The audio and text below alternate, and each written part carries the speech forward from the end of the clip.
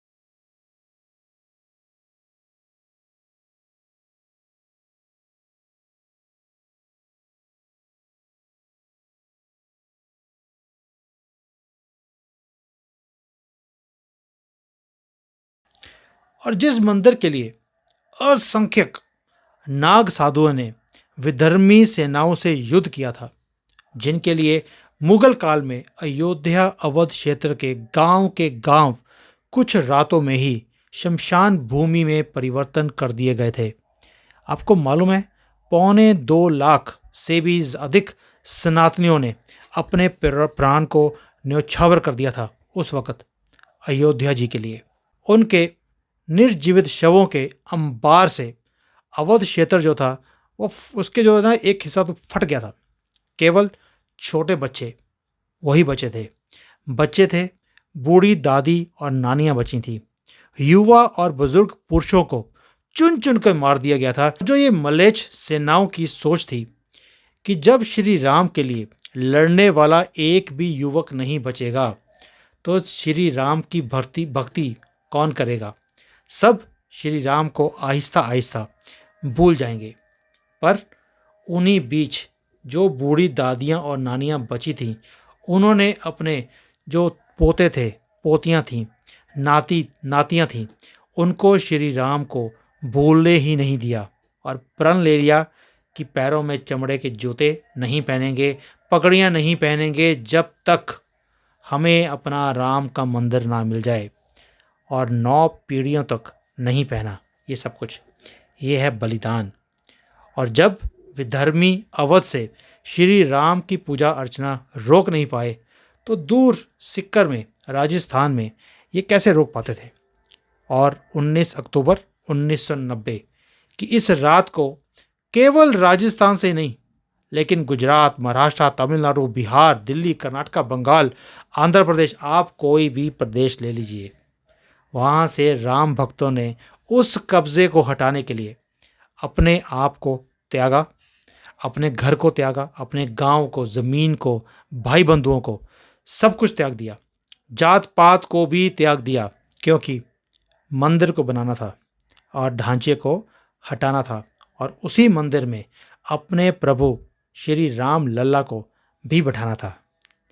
तब ना तो आज के जो स्मार्टफोन थे वो था, ना आज की जो भांति जो सोशल मीडिया एकजुट करने वाले माध्यम हैं, ना उसकी कोई भी अस्तित्व था, ना ही अवेलेबल था।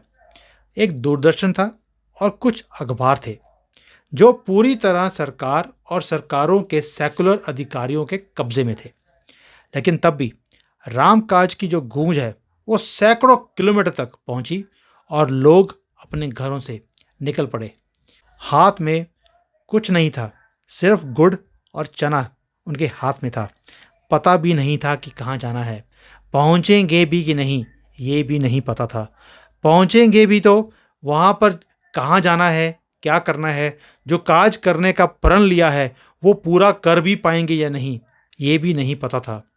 पर ये सब सोचने का समय ही कहाँ था उनके पास। बस जब भी मन में कोई भी नेगेटिव विचार आता, कार सेवक जय जय श्री राम के नारे या सिया राम का जाप करने लग जाते थे। ट्रेन में, बसों में, ट्रकों में जो सारे के सारे लोग इकट्ठे होकर जा रहे थे, उन्होंने सामूहिक रूप से हनुमान चालीसा का पाठ पढ़ना शुरू कर दिया, ताकि शक्ति आए और जिस कार्य को उन्होंने अपने प्रण लिया है उसे वो पूरा कर सकें। हर सनातनी के पास तब कोई कैमरा भी नहीं था और उस सब को वो रिकॉर्ड नहीं कर पाए। नहीं तो अगर वो आज का ज़माना होता तो आज के दौर में सोशल मीडिया पर नंबर 1 ट्रेंडिंग वो सारी वीडियोस होती। उन राम भक्तों को आज के लाइक्स के इस आभासी जो संसार है इसका कोई अंदाज़ा भी नहीं था। उन्हें तो सबके अखबारों और नेशनल न्यूज़ में अपना नाम छपवाने का भी इच्छा नहीं थी। उन्हें किसी पार्टी की सीट नहीं चाहिए थी, उन्हें पैसा, प्रसिद्धि कुछ नहीं चाहिए था। उन्हें ये चाटुकार जो सारे हमारे ये पत्रकार हैं जो टीवी पे आते हैं, इनसे चरण वंदना भी नहीं करवानी थी। उन्हें गले में माला के हार भी नहीं चाहिए थे। उन्हें बस उनके राम चाहिए थे, उनके राम जो सबके राम थे। उन राम भक्तों में बस एक ही चाह थी, उनके राजा श्री राम लल्ला को उनका अधिकार पुण्य वापस दिलाने की चाह, उनके राजा राम को उन्हीं की अयोध्या में पुनः सम्मान सहित लाने की चाह, श्री राम को पाने की चाह और श्री राम का हो जाने की चाह। उनके विरुद्ध मल्लेच भी खड़े हुए थे, मल्लेच प्रेमी पार्टियां भी थी, सिस्टम सरकारी वो भी सारे उनके अगेंस्ट थे।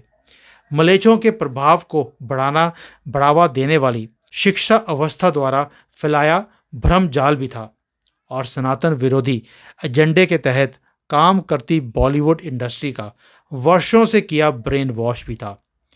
एक ऐसा मीठा जहर जो सेकुलर हिंदुओं की रग रग में इतना रस बस चुका था कि वो अपने ही आराध्य की जन्मभूमि को पाने के इच्छुक ही नहीं थे।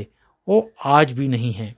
वो हिंदू मुस्लिम भाई भाई के उसी आत्मघाती नैरेटिव की गुलामी कर रहे थे, जो सुसाइडल नैरेटिव मुगल प्रेमी कांग्रेस सरकारों ने उनकी रगों में भर दिया था, और इतना भर दिया था कि अयोध्या के सेकुलर हिंदू बाबरी के ढांचे के नीचे मौजूद प्रूफ होने की बातों को ही नकारते थे और कहते थे वहाँ मंदिर कभी था ही नहीं।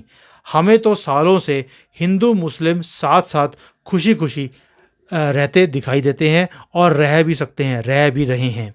परंतु उन भ्रमित हो चुके हिंदुओं से कोई ये नहीं पूछता था कि हिंदुओं की आस्था के इन तीन प्रमुख केंद्र यानी कि काशी, मथुरा और अयोध्या जी में उनके इन मुस्लिम भाईजनों की भारी भरकम संख्या ये आई कहाँ से और कब आई, और इन्हीं जगह पर मस्जिदें ही क्यों बनाई गई, उन्हीं स्थानों पर जहां पर हमारे मंदिर थे, जहां मुगल और अंग्रेज इतिहासकारों ने भी बताया है कि मंदिर वहां पर था पहले, और उन्होंने वहां के चित्र भी दिखाए और उन्हें साबित करने की कोशिश भी करी।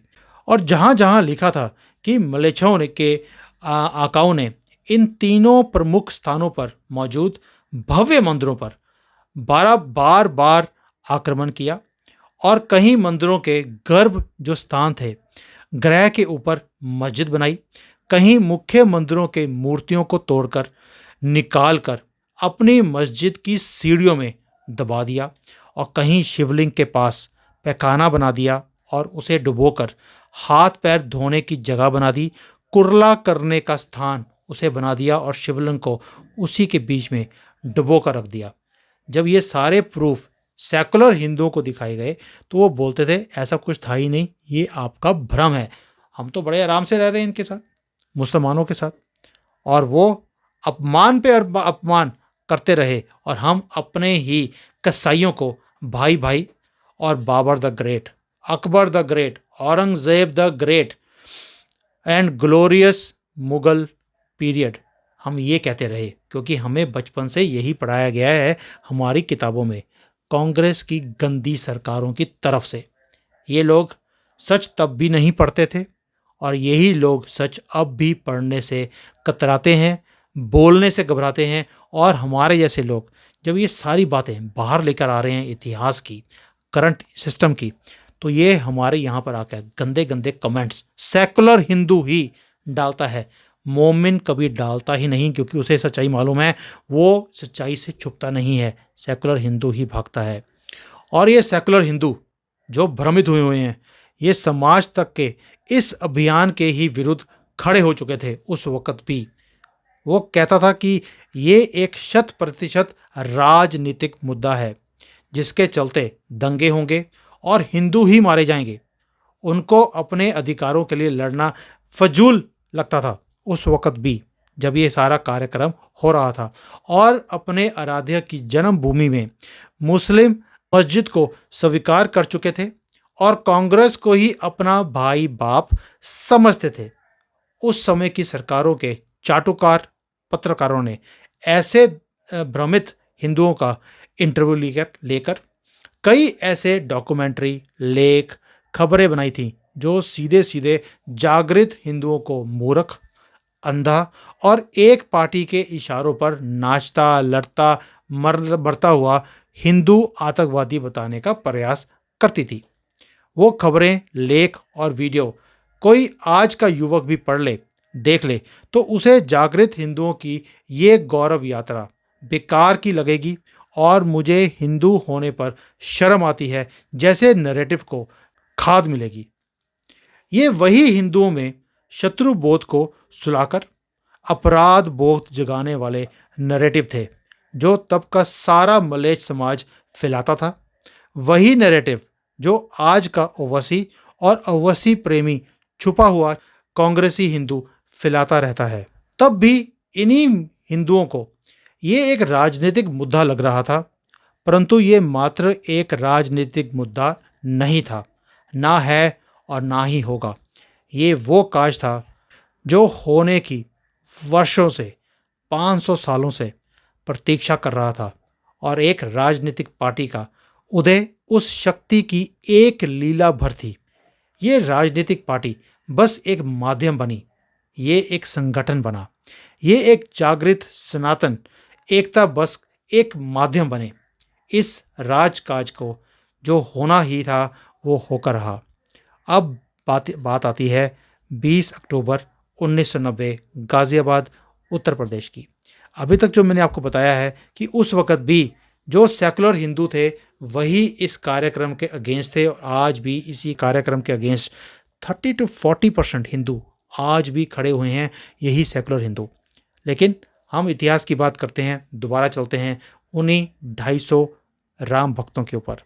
सुबह सीकर से निकले ये 250 राम भक्त चले थे, किसी तरह गाजियाबाद पहुंचे। चारों तरफ पुलिस लगी हुई थी, जिसके पास भी गुड़ चना, तुलसी माला कुछ भी मिलता था उन्हें खुली जेल में, विद्यालयों में भर दिया जाता था, गायब ही कर दिया जाता था।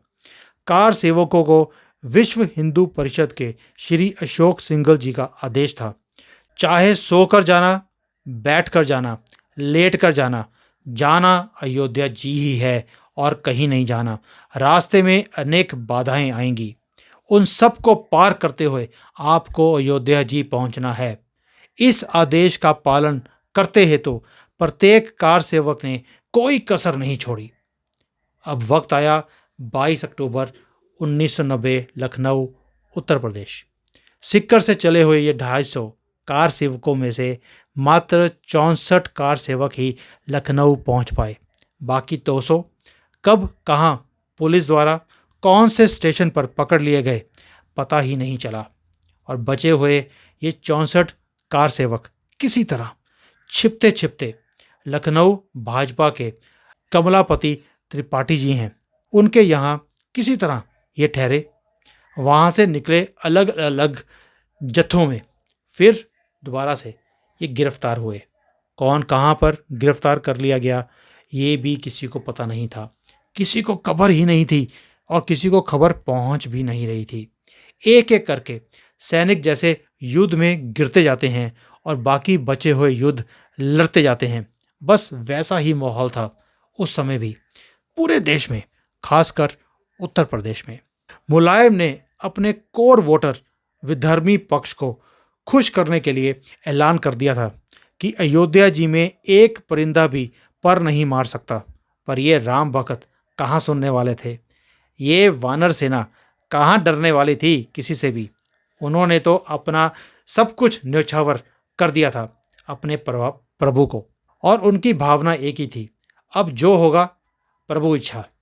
उनका काज करने में प्रण भी चले जाएं तो भी जाएं, किसी का वध करना पड़े तो भी करेंगे, जेल जाना पड़े तो जाएंगे, फांसी पर भी चढ़ जाएंगे, गोली खाएंगे, पर अयोध्या जी जाएंगे और प्रण लिया है वो पूरा करेंगे। सारे यात्री वाहन बंद हो चुके थे, कोई साधन नहीं था, चारों तरफ फोर्स लगी हुई थी, गांव से, खेतों से, पैदल पैदल सब अपने लक्ष्य की ओर भूखे प्यासे बिना रुके चलते हुए यही जयकारा बार बार अपनी और बाकी बचे सबकी हिम्मत बढ़ाने को लगाते थे। राम लला हम आएंगे, मंदिर वहीं बनाएंगे, बाधा सभी हटाएंगे, मंदिर वहीं बनाएंगे, राम लला हम आएंगे। अब वक्त आया 29 अक्टूबर 1990 का। 100 किलोमीटर पैदल चलकर ये जत्था तमसा नदी पार करके अकबरपुर के आगे के गांवों तक पहुंचा। कुछ जागृत गांव वाले राम भक्तों के रक्त में उबाल लाने वाले नारों को सुन कई किलोमीटरों से भूखे प्यासे पैदल चले आ रहे राम जी के इन कार सेवकों को पूड़ी आलू, पूड़ी हलवा खिला रहे थे। बड़े बुजुर्ग गांव वाले युवा कार सेवकों के पैर छूते थे और उसमें सरसों के तेल से मालिश करते थे। महिलाएं लगातार कार सेवकों के जत्थों के लिए पूरी सब्जी बनाई जा रही थी, रुक ही नहीं रही थी। आरती आरती हो रही थी, सब जगह पर तिलक लगाए जा रहे थे। अपने गांव से भर्ती हुए पुलिस के सिपाहियों को उन्हें पकड़ने और उनकी सूचना देने से रोक लेते थे, उन्हें अपने अपने घरों में सुलाते थे। पर कुछ ऐसे भी थे जो उस समय भी मुखबरी कर राम जी के कार सेवकों को पकड़वा रहे थे, क्योंकि उन्हें लगता था कि मुगल प्रेमी सरकारों और अधिकारियों को खुश करके उन्हें कोई पद मिल जाएगा, कुछ पैसे मिल जाएंगे और सेकुलर समाज में सम्मान भी मिलना शुरू हो जाएगा। और सेकुलर हिंदू समाज ने इन गद्दारों को वो सब कुछ दिया भी जिसकी इनको लालसा थी और हमारे कार सेवकों को पकड़वा दिया। अपनों के इस विश्वासघात के कारण सिक्कर से चले 252 कार सेवकों में से सिर्फ 24 ही सुरक्षित अयोध्या जी के बॉर्डर पर पहुंचे। अब पहुंचना था अयोध्या जी में। पुलिस पहरा पूरी तरफ से लगा के बैठी हुई थी। सरकारी पूरी मशीनरी भी पूरी घात लगा के बैठी हुई थी। जब ये कार सेवक वहां पहुंचे अंदर जाने के लिए, तो किसी ने कहा उन्हें मिट्टी में जाना है, किसी ने कहा विवाह में आए हैं, किसी ने कहा पंचकोसी परिक्रमा करने जाना है। अयोध्या जी के कुछ जागृत सनातनियों ने इन अनजान राम भक्तों को अपना बेटा बता दिया, किसी ने मामा चाचा बताया और अपने घरों में आश्रय दे दी। तब न भाषा में कोई अंतर दिखा, ना ये देखा गया कि कौन किस जाति का है, अगड़ा है ये पिछड़ा है, सब बराबर थे। तब सनातनी पहले, हिंदू पहले और जाति कहीं कोसों कोसों दूर तक दिखी नहीं। अब वक्त आया 30 अक्टूबर 1990 का। मारेंगे मर जाएंगे, मंदिर वहीं बनाएंगे, तेल लगाकर डाबर का, नाम मिटा देंगे बाबर का, ये नारा शुरू हो गया। दैट मीन्स हर टाइम पर नारा चेंज होता गया जैसे जैसे जत्था अपने लक्ष्य तक पहुंचता गया। तब टाइम आया देव उठावनी एकादशी का, उसकी सुबह 8 बजे। तब के उत्तर प्रदेश के मुख्यमंत्री मुलायम सिंह यादव को यह सूचना दी गई कि सन्नाटा है अयोध्या में।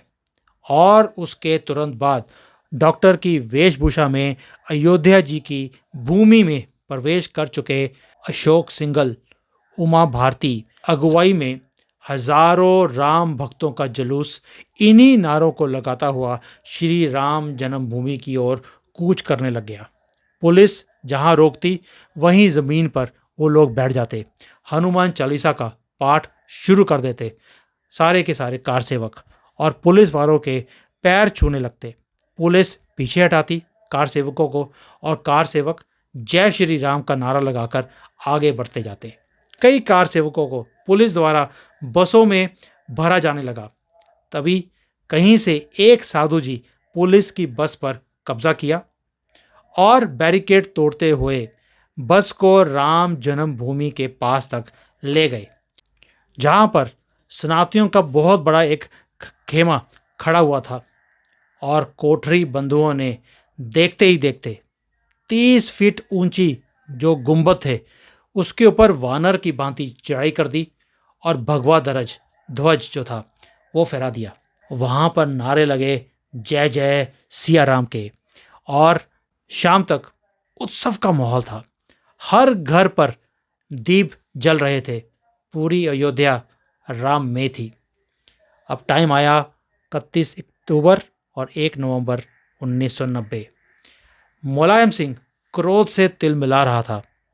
उसने कार सेवकों की खाद्य सामग्री की आपूर्ति को ना सिर्फ बंद करवाया, अपितु हजारों खाद्य सामग्री के पैकेट से भरी ट्रक को सूर्यों के पुल के ऊपर जलवा दिया, ताकि कार सेवक भूखे रहें और उनका मनोबल टूट जाए। पर वो कहाँ टूटने वाला था, वो तो और बढ़ गया।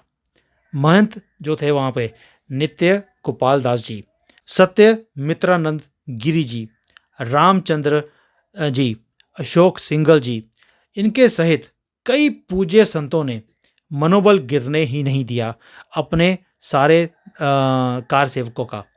और निर्णय हुआ कि आगामी 2 नवंबर को शासन से पुनः कार सेवा करने की अनुमति मांगी जाएगी। पता था हिंसा होगी, क्योंकि मुख्यमंत्री मुलायम सिंह की जो हिस्ट्री थी उसके सभी परिचित थे उसे, और उन्हें ये भी पता था कि विधर्मी जो पक्ष है उसको प्रसन्न करने के लिए वो किसी भी हद तक जा सकता था। सिक्कर से चले इस जत्थे के प्रमुख कार सेवक रविंदर जाजू जब सूर्य नदी के अपने साथियों संग स्नान कर रहे थे तो उनके पैरों से कुछ टकराया। देखा तो साधुओं के शव थे। उन्हें किसी तरह उन शवों को निकाला, ठेले पर ले जाकर उनका संस्कार किया गया। कितनी लाशें वहाँ पर सूर्य जी में दबा दी गई थी। इस सारे टाइम के अंदर इसको कहना और समझाना और दिखाना भी बहुत ही मुश्किल है, और ना उस वक़्त भी बहुत ही मुश्किल था। अब वक़्त आया 2 नवंबर 1990। श्री राम जी के कार सेवकों के 2 जत्थे, मनी राम जी की छावनी, लाल कोठी और हनुमानगढ़ी, जो चौक होते हुए श्री राम जन्मभूमि की ओर प्रस्थान कर चुके थे। और उसी वक़्त लाल कोठी के पास एक जत्थे के ऊपर आंसू गैस के गोलों से वार होना शुरू हो गया और लाठियों से खदेड़ना आरंभ हो चुका था। कार सेवक भी अपने नेताओं के आदेश अनुसार गोलों को पकड़ते और पास की नाली में डुबो देते ताकि उसका प्रभाव कम हो सके। आंसू गैस के गोलों से सांस लेना मुश्किल हो रहा था, तो आसपास के घर वाली महिलाएं और बच्चे इस जत्थे को पानी दे रही थी। और तभी जो मदद कर रही अयोध्या जी की इन निर्दोष महिलाओं और बच्चों के ऊपर मुलायम की पुलिस ने फायरिंग शुरू कर दी। कई महिलाएं घायल हुईं। कई महिलाओं ने, बच्चों ने उसी गली में अपने प्राण त्याग दिए। सीआरपीएफ के डेप्यूटी कमांडेंट उस्मान अली ने सीआरपीएफ के जवानों को भड़काने के लिए चिल्लाना शुरू कर दिया, फोर्स फंस गई है, फोर्स फंस गई है।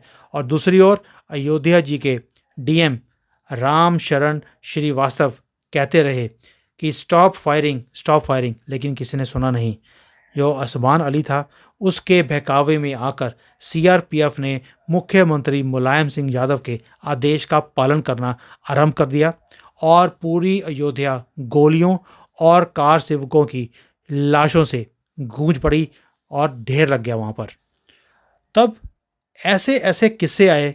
एक जैसे जोधपुर से सेठाराम परिहार था, उनके मुंह में गोली चलाकर उन्हें मार दिया गया। उनकी बहन को भी मार दिया गया, लेकिन उनके आखिरी भाई बहनों के जो आखिरी शब्द थे वो थे जय सिया राम, जय सिया राम।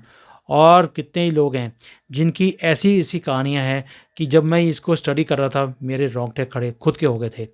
और जो कार सेवक बचे थे उनका शरीर काला नीला पड़ चुका था लाठियों की मार से।